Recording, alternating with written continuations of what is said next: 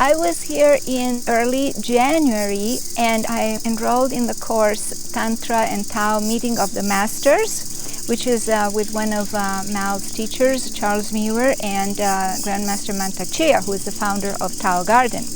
And during that course, for some reason, this other training came up, and I became curious because in the past, besides being an academic, I have been a massage therapist, and I did holistic massage.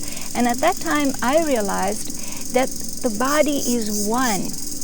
The body is an ecosystem, and all the parts are connected.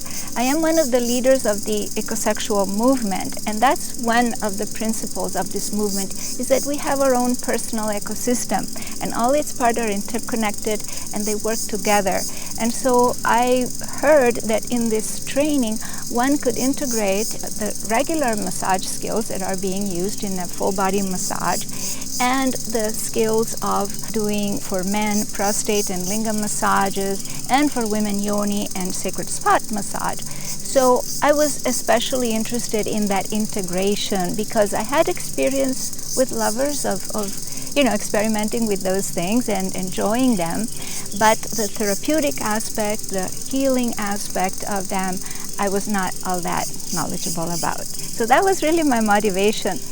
The whole range of skills and principles and practices that this course includes, that it's just a lot more than just upgrading from full body massage to, say, prostate massage or yoni massage. It's just a whole different approach to the body as a whole. That includes, of course, aspects of what is stored in these very intimate parts, that most people have these memories, these traumas, these sense of shame or frustration or inhibition that are related to these parts of the body. It's true that it's part of the same ecosystem, but it's also, these are very delicate parts of our ecosystem, and so you cannot just simply include them. You have to somehow acquire the methodology for including them. So that really was what was in store for me in this course, that I could reconfigure my massage skills in a much more inclusive way for the whole body and for the approach to the whole person. Because of course, those parts of the body store these particular moments in somebody's store of memory.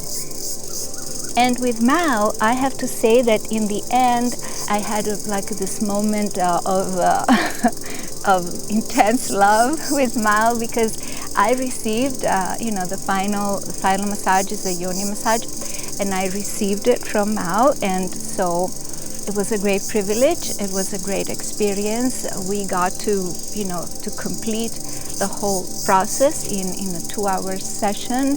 I am known actually with a number of communities as a person who really likes to release Amrita very abundantly. So there was a lot of that release. And I want to add this. This is very specific, but Mal's perspective on this sacred liquid is that in a way it's like the yoni is crying, is weeping out its sadness, its trauma, etc.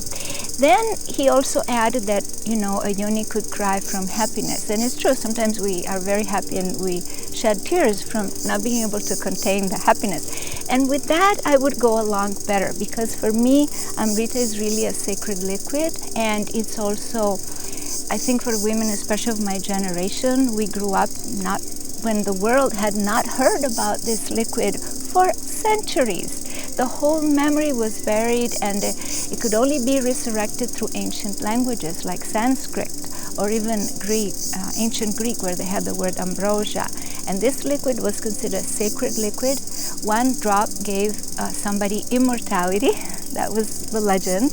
And so to me, that's a very sacred liquid, a very sacred ceremony.